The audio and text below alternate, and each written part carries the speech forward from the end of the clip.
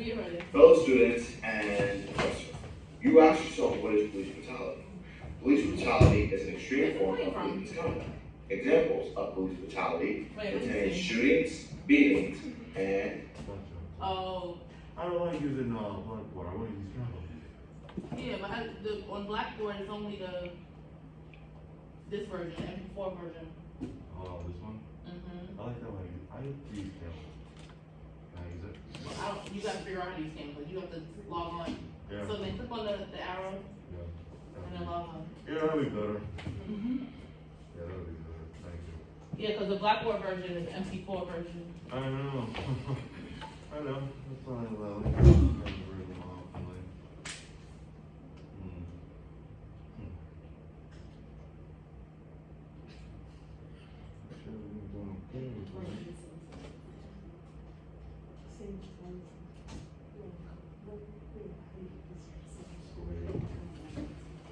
Virtual presentation. I would say Canva's a great recommendation. What's not to love? Perfect. So I think we're ready. Sweet. Okay. Let's begin. Good afternoon, students. Nice. So I am here to present my persuasive speech presentation on the topic I chose called police brutality.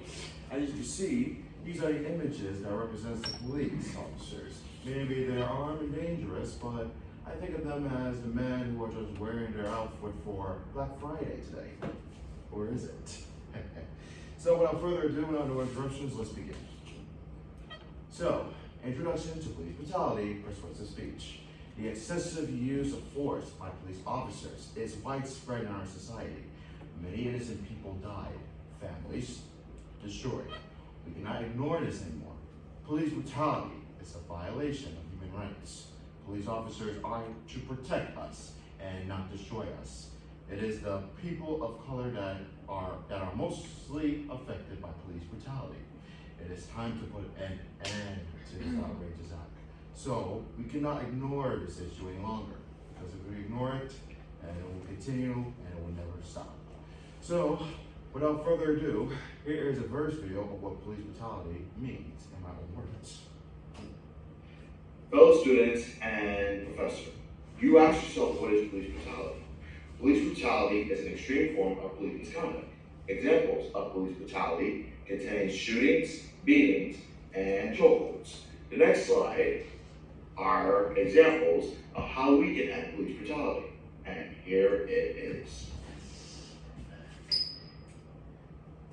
These are some examples of ending police brutality, which we people should know how we can end police brutality once and for all.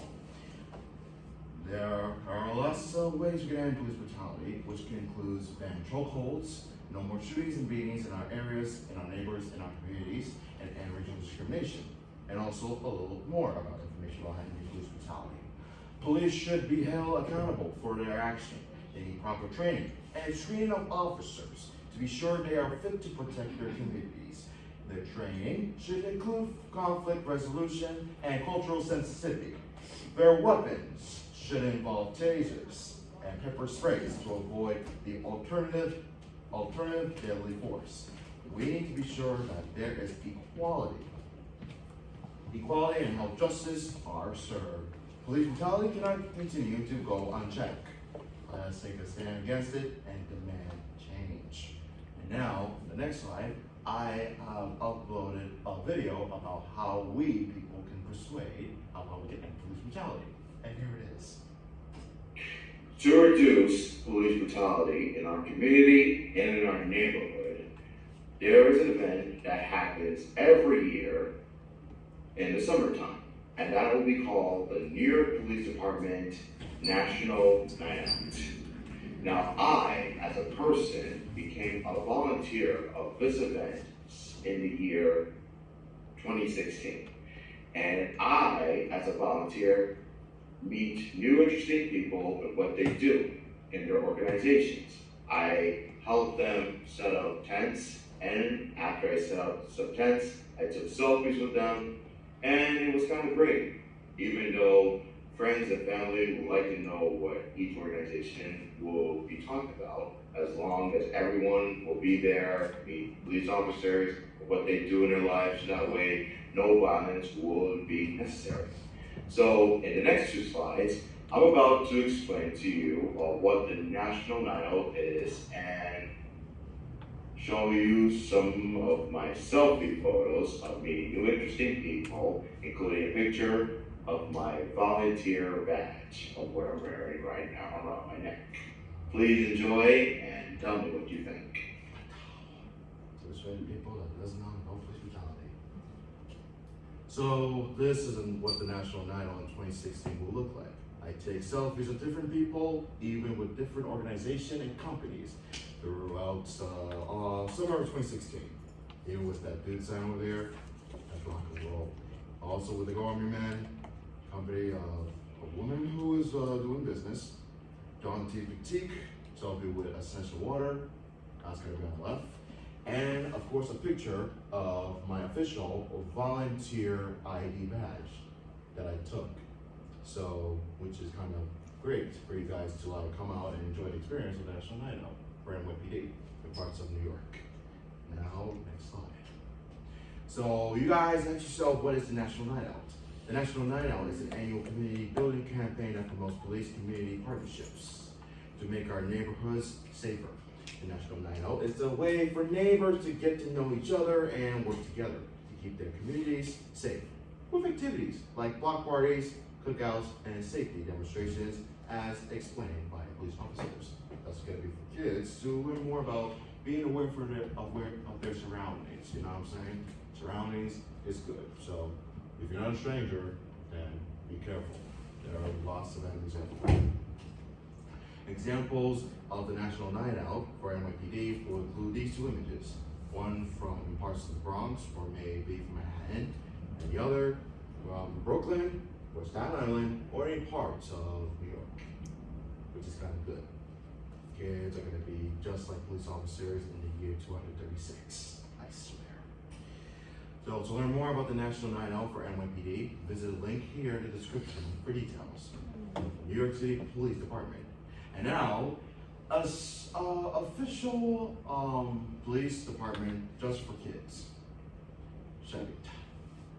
Okay, good picture? Good, okay. Now, here's something that kids can join throughout the summer. Another community that kids can join is the Police Athletic League, which represents the logo, or PAL, PAL for short. You're a great pal, son, you're a great pal. Now, what is the Police Athletic League, you ask? The Police Athletic League, or PAL, is a nonprofit organization that aims to help young people develop positive relationships with law enforcement officers and engage in meaningful activities that promote physical fitness, education, leadership, and teamwork. Kids ages 5 to 13 are welcome to attend summer camps in June. Activities of PAL will include the following, like sports, outdoor activities, outdoor adventures, arts and crafts, activities, educational workshops, and more. So to find out more information about PAL, visit the website about the Police Athletic League summer camps here, and the link at palnyc.org/summercamp. And in the left, you'll see examples of counselors with kids who are participating in amazing outdoor activities in parts of New York, which is kind of fantastic. I may notice that this school that my mom works there, she's really a science teacher, but she graduated in Medgar Wisconsin in 2006. How lovely. Now, you can visit the Police Athletic League in the 5 boroughs of New York, located in the Bronx, Brooklyn, Manhattan, Queens, and Staten Island, the 5 boroughs of New York City. The nearest place for the PAL Center is located here in Brooklyn, at the Wynn Center, located at 495 Gates Avenue, Brooklyn, New York, 112116. A picture of this building is so historical. It may be Gothic or maybe classical, but I guess this building represents to all the community and counselors. And families are welcome to bring their kids to make sure they'll attend the summer camps of Police Athletic League, so that way they can become a junior police officer. Think of it as the kids who are going to be like junior Power Rangers in the near future, or junior Power Rangers of Space Patrol Delta, which I binge watch on YouTube for a decade. and it was fantastic. I'll just say one book. Now, parents, for more information about PAL, visit our website for more information at https://www.palnyc.org. And you can follow PAL NYC on social media, on Twitter, Instagram, YouTube, and Facebook. These kids are cute to wear their PAL shirts. I love it. Yeah. Oh, these kids are cute and white. Mm-hmm. Yep. It's just like being buddies. So then they're not going to die in the last 2 years. And so that concludes my persuasive speech presentation on police brutality. Thank you all for viewing it, and enjoy the rest of your day. From Society Body and myself, thank you.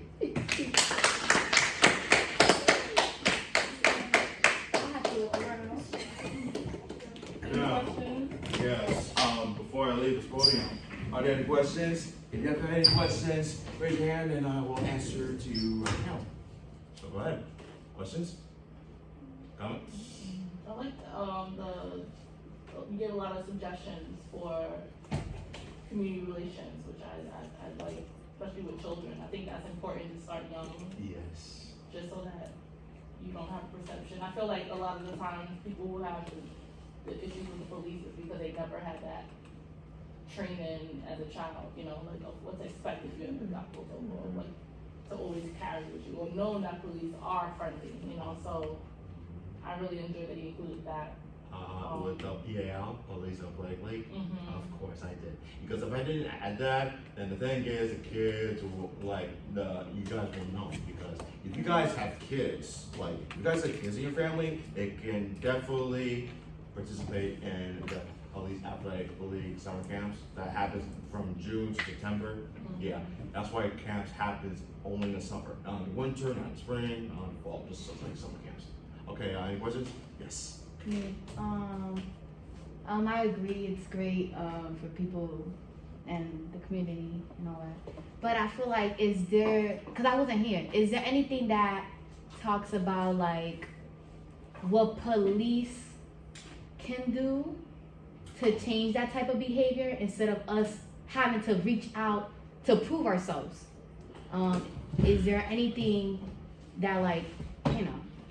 Oh, like anything that's like what the police Because can I do? feel like, respectfully, I feel like we don't have to go out of our way and to get a to show cops that we are good people. You know what I mean? Like, we don't have to build a relationship. I just feel like it is a common fact that you should treat everyone as such, as equal. So I feel like, is there anything that you put in there about how police should practice or reach out to people, not how people should reach out to the police to prove themselves?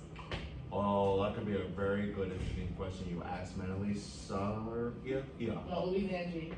Angie, for sure. You just mentioned about police, like learning how to, usually like police has to do with working things out for themselves. You said? Well, what she's trying to get at is, what are some tools that the cops kind of, like, did you find anything in your research about how cops, maybe they are the ones who take training on community relations or how to deal with black and brown communities, or like, is there something that you came across? Like, it's cool that, you're introducing us to want to reach out to them, but now what are they doing to them to reach out to us as a community? So did you find anything? Well, police not quite, but I just I'm trying to do my best to answer this question. Well, I think the police officers learn how to work together for themselves to make sure they don't want to do any violence necessarily.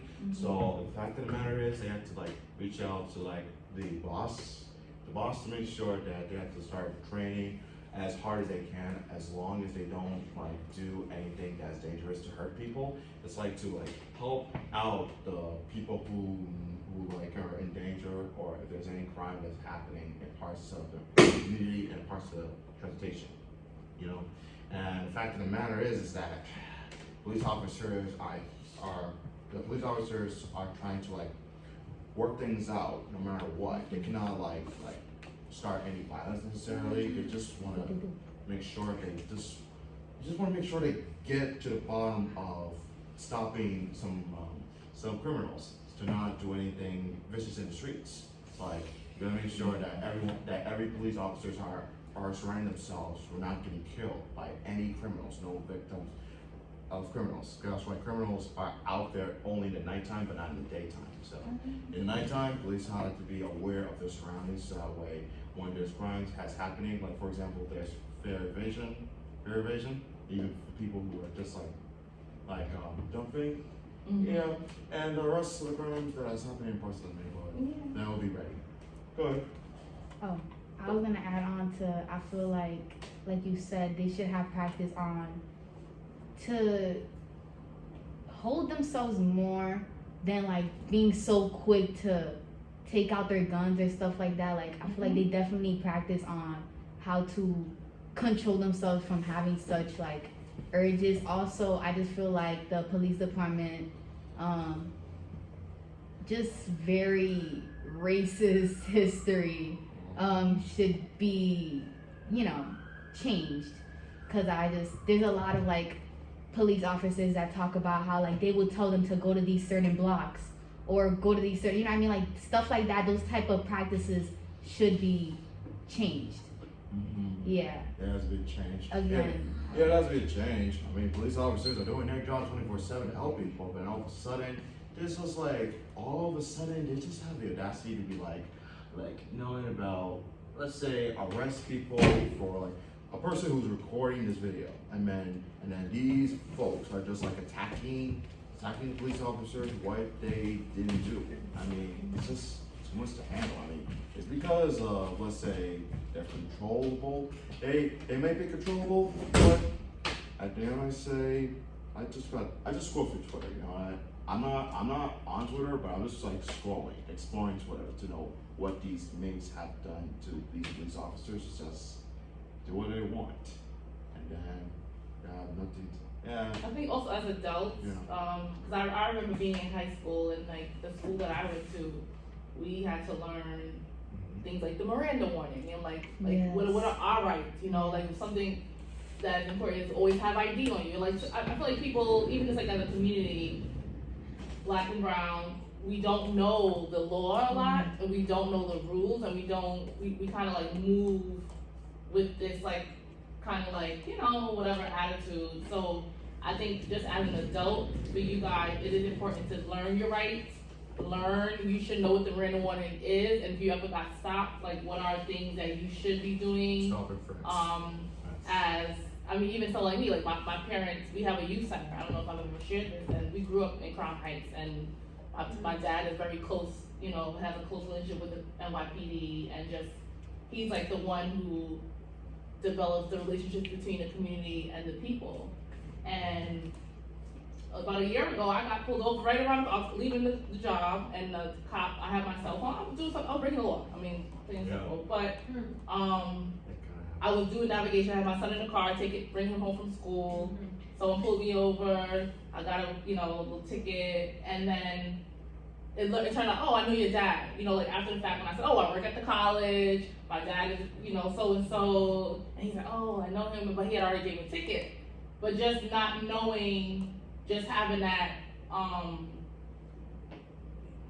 feel like they kind of like mislead a lot of the time, and they don't see that there are people who are good people. Like, I'm like, oh, I'm a good person, and I pay my taxes, and so just knowing your rights, I feel like that is super important. Always have an ID on you. I mean, I have a 4-year-old son, black son. I'm gonna have to have that conversation one day with him. Don't wear a hoodie, or like maybe don't go to certain places at night because always have an ID on you. If you're driving, make sure you always have your license or have registration and things like that. So those are things that just as a people we need to just kind of make more, because it is, I mean, the world we live in right now, cops are on high alert. They're ready to just, especially I think in a lot of laws, especially like now marijuana is legal, and smoking. There's certain things we can get away with now that we couldn't get away with. Yeah. Oh no, we have smoking pump. When you say marijuana. Well, you can carry without being. You can only carry up to maybe an ounce. Absolutely. But those are things that people were getting arrested for 2 years ago. And so cops know this, so they're not gonna probably you know, so yeah, I think just what our job is to learn the rights, learn what we should be doing, and then go from there, yes. Even with all that, Mhm. certain police officers still do the most, basically. Yeah. I was seeing videos online, the girl was on live on Facebook, and the cop is like, show me your ID, and he's like, alright, but I have to reach, my hands are here, I have to reach over to go get it. And the cop is like, show me your ID, he's like, I'm gonna show it to you, and he reaches over, he still shoots him. He's like, my ID is in the glove box, and he's like, talking to him like how you would talk like to a child or like an animal. My ID is in the glove box. I have to reach for and the lady's even saying, she's calm, she was calm, like she was nervous, but she was like, trying not to be loud, like you know how usually we get. So she was like crying, she's like, no, yeah, I said reach into the glove box, can I reach into the glove box for it? And the cops were like, give me your ID, give me your registration, prove this car is yours. And he's like, I'm gonna give it to you right now. As soon as he reached for the glove box, they shot him. And I'm like, you're asking for an ID, and I'm telling you my stuff is in here. But then you're still gonna shoot me after I'm trying to give you what you want. And then they shot and killed him on Facebook Live. Because he reached for the glove box. What? I did not know that happened on Facebook Live. It was on Facebook, the Yeah, I girlfriend remember was one crying. from, was that like Baltimore or something like that? Something like that. Yeah, I think it was Baltimore. I was thinking Boston, but something to be in Baltimore, I believe. He was reaching for his stuff, and he still got killed.